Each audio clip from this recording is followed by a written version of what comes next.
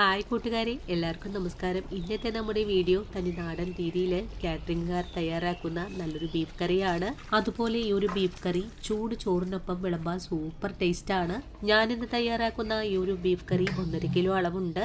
15 പേർക്ക് സെർവ് ചെയ്യാൻ പറ്റുന്ന ഒരു പാകത്തിലാണ് തയ്യാറാക്കി എടുക്കുന്നതും. നമ്മൾ ഇതിലേക്ക് ചേർക്കുന്ന മസാലകളെല്ലാം തന്നെ നല്ല കറക്റ്റായിട്ട് എടുത്തിട്ട് വേണം നിങ്ങൾ ഇതുപോലെ തന്നെ തയ്യാറാക്കാനായിട്ടും. ഇത്രയും നാൾ നിങ്ങൾ തയ്യാറാക്കിയിരുന്ന മസാലക്കറികളെയൊക്കെ ഒന്ന് മാറ്റിവെച്ചിട്ട് ഇതുപോലൊരു കറിയെ തയ്യാറാക്കി നോക്കിക്കോളൂ.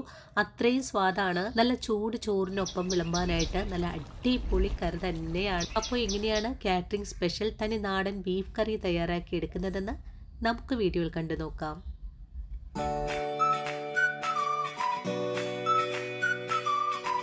കാറ്ററിംഗ് സ്പെഷ്യൽ തനി നാടൻ ബീഫ് കറി തയ്യാറാക്കി എടുക്കാനും വേണ്ടിയിട്ട് ഞാനിവിടെ 1.5 കിലോ അളവിലാണ് ബീഫ് എടുത്തിട്ടുള്ളത്. ഈ ഒരു കറി 15 പേർക്ക് സെർവ് ചെയ്യാൻ പറ്റുന്ന അളവാണ്. അതുപോലെ കഴുകി വൃത്തിയാക്കി വെച്ചിട്ടുള്ള ബീഫിലേക്ക് നമുക്കൊരു മാരിനേഷൻ ഉണ്ട്. ആദ്യമേ നമുക്ക് 1/4 ടീസ്പൂൺ അളവിൽ മഞ്ഞൾപ്പൊടി ചേർക്കാം. മഞ്ഞൾപ്പൊടിയുടെ കൂടെ തന്നെ 1.5 സ്പൂൺ അളവിൽ വിനാഗിരി കൂടെ ഒഴിച്ചു കൊടുക്കുന്നുണ്ട്. വിനാഗിരി ഒഴിച്ചു കൊടുക്കുന്നത് ബീഫ് നല്ല സോഫ്റ്റ് ആയിട്ട് വെന്ത് കിട്ടുന്നതിനായിട്ടാണ്. ഇനി ഇതിലേക്ക് ആവശ്യമായ ഉപ്പ് ചേർക്കാം. ഇനി ഇതിലേക്ക് 1 ടീസ്പൂൺ അളവിൽ ഗരം മസാല പൊടി കൂടെ ചേർക്കാം. കൂടെ തന്നെ 1 സ്പൂൺ അളവിൽ വെളിച്ചെണ്ണ കൂടെ ഒഴിച്ചു കൊടുക്കാം. വെളിച്ചെണ്ണ കൂടെ ഒഴിച്ചു കഴിഞ്ഞാൽ പിന്നെ നമുക്ക് കൈവച്ചിട്ട് നല്ലതുപോലെ ഒന്ന് കുഴച്ചെടുക്കണം.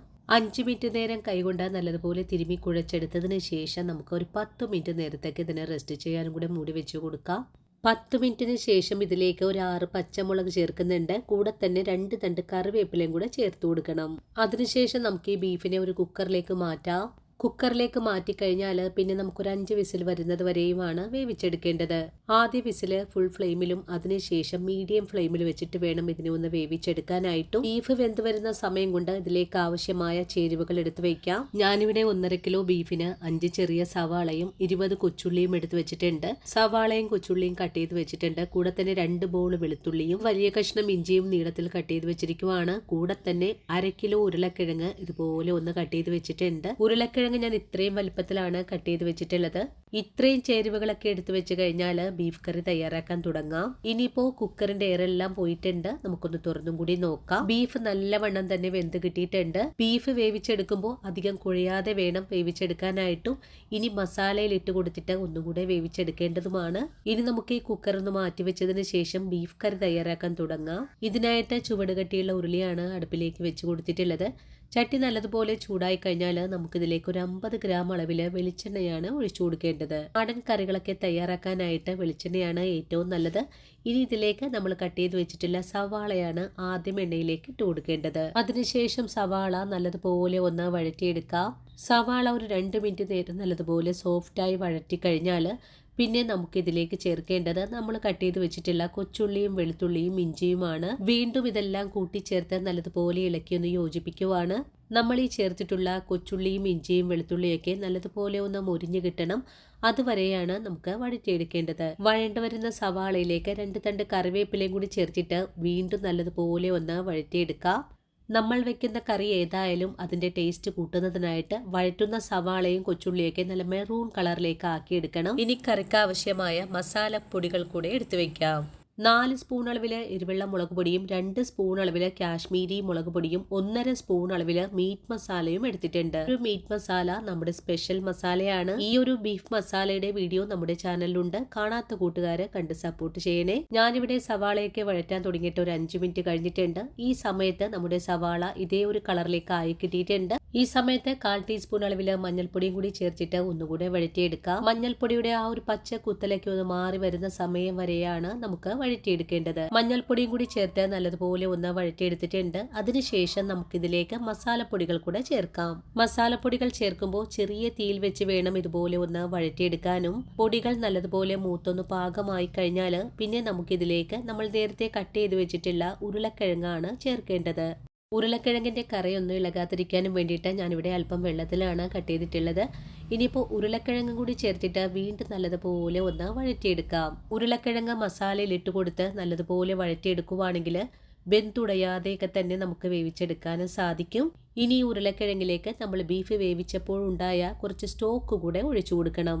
ഇങ്ങനെ ചെയ്യുന്നത് ഉരുളക്കിഴങ്ങിന് ബീഫിന്റെ ആ ഒരു ടേസ്റ്റ് ഒക്കെ പിടിച്ചു കിട്ടുന്നതിനായിട്ടാണ്. സ്റ്റോക്ക് ഒഴിച്ചു കഴിഞ്ഞാൽ വീണ്ടും നല്ലതുപോലെ ഒന്നുകൂടെ വഴറ്റിയെടുക്കണം.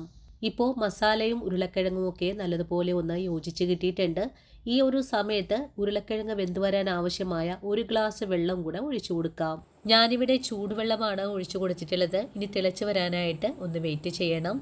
നല്ലവണ്ണം തിളച്ച് കഴിഞ്ഞാൽ നമുക്കിതിനെ ഒന്ന് മൂടിയും കൂടെ വെച്ച് കൊടുക്കണം. 2 മിനിറ്റ് നേരം മൂടി വെച്ച് കഴിഞ്ഞാൽ മൂടി ഒന്ന് തുറന്നും കൂടെ നോക്കാം. ഇപ്പോൾ നമ്മുടെ ഉരുളക്കിഴങ്ങ് ഇതേ ഒരു പാകത്തിലേക്കായി കിട്ടിയിട്ടുണ്ട്.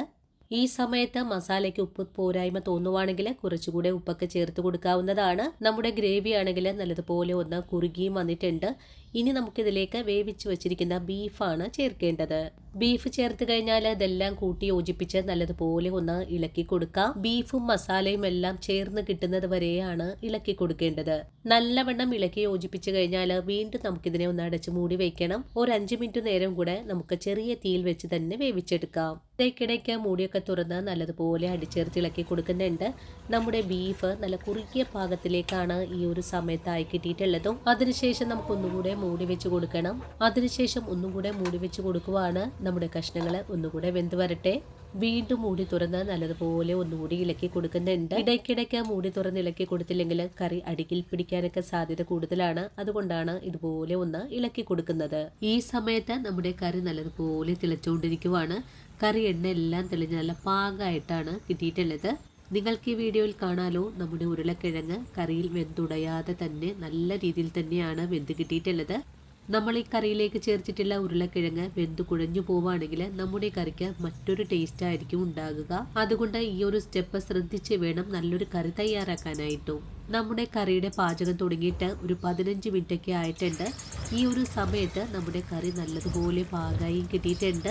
ഇനി ഇതിലേക്ക് കുറച്ച് കറിവേപ്പില കൂടെ ചേർക്കുന്ന താമസം മാത്രമേ ഉള്ളൂ. നമ്മുടെ മീറ്റ് മസാലയിൽ കുരുമുളകും കാഷ്യൂസ് ഒക്കെ ചേർത്തൊരു കൂട്ടാണ്. ആ ഒരു മസാല നമ്മുടെ കറികളിലേക്ക് ചേർക്കുമ്പോൾ കറികൾക്ക് പ്രത്യേക ടേസ്റ്റ് കൂടെ കിട്ടുന്നതാണ്. കറിവേപ്പില ചേർത്ത് കഴിഞ്ഞാൽ പിന്നെ നമുക്കൊന്ന് മൂടി കൂടെ വെച്ച് കൊടുക്കാം. 5 മിനിറ്റിന് ശേഷമാണ് നമുക്കിനി മൂടി തുറന്ന് നോക്കേണ്ടതും. 5 മിനിറ്റിന് ശേഷം മൂടി തുറന്ന് നോക്കിയപ്പോൾ നമ്മുടെ കറി ഇതേ ഒരു രീതിയിലേക്ക് കിട്ടിയിട്ടുണ്ട്. ഇനി ഒന്നുകൂടി ഇളക്കി യോജിപ്പിക്കുവാണ്. അപ്പോൾ കണ്ടല്ലോ കൂട്ടുകാരെ, എത്ര രുചികരമാണ് ഈ ഒരു ബീഫ് കറി. ഈ ഒരു ബീഫ് കറിയുടെ പാചകവും എൻ്റെ കൂട്ടുകാര് നല്ലതുപോലെ പഠിച്ച് തയ്യാറാക്കിക്കോളൂ. ഈ ഒരു വിധത്തിൽ തയ്യാറാക്കുവാണെങ്കിൽ നിങ്ങൾ മറ്റുള്ള മസാല ചേർത്തിട്ടുള്ള കറിയെ ഒഴിവാക്കുന്നതുമാണ്.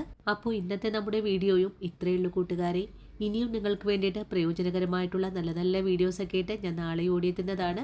അതുവരെയും വീഡിയോ കണ്ട് സപ്പോർട്ട് ചെയ്ത എൻ്റെ എല്ലാ കൂട്ടുകാരോടും ഇനിയും കണ്ടു തുടങ്ങുന്ന പുതിയ കൂട്ടുകാരോടും ഹൃദയത്തിൻ്റെ ഭാഷയിൽ നന്ദി സ്നേഹം അറിയിച്ചുകൊണ്ട് നാളേക്ക് രാവിലെ ഓടിയെത്താം. അതുവരെയും ഒത്തിരി സ്നേഹത്തോടെ വീണ്ടും കാണാം.